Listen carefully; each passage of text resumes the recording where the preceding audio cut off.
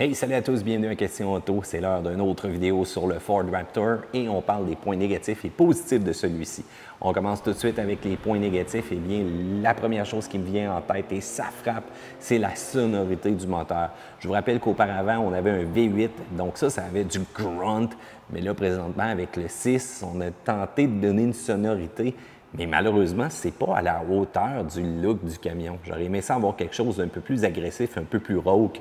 Même chose quand j'embarque le mode sport. J'aurais aimé avoir quelque chose qui punch plus, mais malheureusement, c'est un petit peu décevant. Le comportement en ville aussi, bon, c'est sûr que c'est une machine qui est grosse, c'est quand même opulent, mais c'est des fois des mouvements de suspension qui viennent un peu trop tannants. En accélération, au ralentissement, dans le trafic, j'aurais aimé avoir une suspension qui s'adapte selon le mode de conduite que j'ai sélectionné. Donc ça leur a aidé quand même un petit peu à apprécier un peu plus au niveau du véhicule. L'autre chose, il ne faut pas oublier que c'est un camion de compétition. Est-ce qu'on a vraiment besoin de 10 vitesses? La réponse, c'est non. De plus qu'en accélération, des fois, ça cherche la vitesse, ça prend un petit délai. Et si jamais on fait une accélération tout simplement normale, on sent 10 fois le coût du rapport changer tout simplement. Ça manque un peu de discrétion au niveau de la transmission, surtout en mode confort. Donc, est-ce qu'on a vraiment besoin de ce gadget-là dans un truck de course comme ça? C'est pour être compliqué? Non.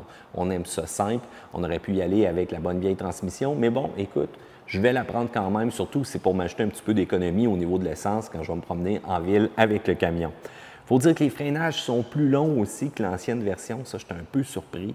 Je pensais que ça aurait été vraiment mieux au niveau du freinage, mais encore une fois, le mouvement de suspension, la garde au sol ajoutée, le débattement au niveau des amortisseurs aussi, toutes ces modifications-là font qu'on va ajouter un petit peu plus de distance. Il ne faut pas oublier aussi qu'il y a énormément de couples sur ce véhicule-là. Faites attention dans des modes un peu intempéries et même si vous avez le flocon au niveau du pneu, ce n'est pas tout à fait fait pour utiliser l'hiver. Je vous le dis tout de suite, un bon pneu d'hiver avec des clous là, sur une machine comme ça doit être complètement incroyable. Du côté des points positifs, cependant, eh bien, la performance, elle est là.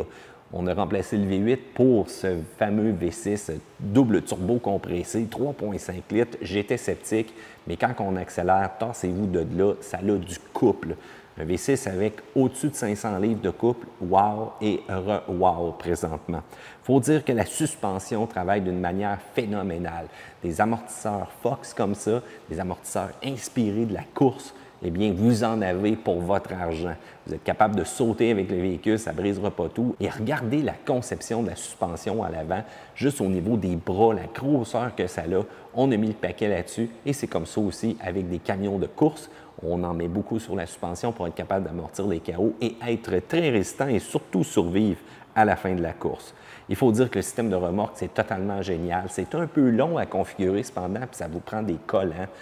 Ça, j'aurais aimé quand même qu'on en ait présentement dans le camion pour vous faire vraiment un test réel. On vous le fera pour plus tard, mais le système est tellement génial pour ceux-là qui ont plus ou moins d'habitude à reculer avec une remorque à l'arrière. Il ne faut pas oublier aussi que les systèmes de sécurité, de surveillance d'angle mort vont vraiment se rendre en arrière de la remorque, donc vont être capables de protéger l'ensemble et la longueur complète du véhicule. Et ça, c'est parfait présentement. Il faut dire que le mode route est totalement impressionnant. On peut changer à la volée. Le véhicule va être capable aussi de verrouiller ses différentiels. Donc, que vous faites une montée de roche ou encore vous courez un Baja, vous allez voir, c'est extrêmement trippant d'avoir un petit sélecteur comme ça pour s'adapter aux différentes performances.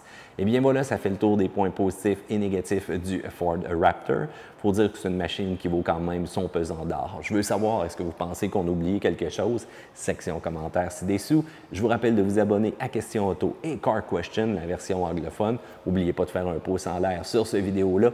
Et n'oubliez pas, une autre vidéo très bientôt à Question Auto. À plus, gang!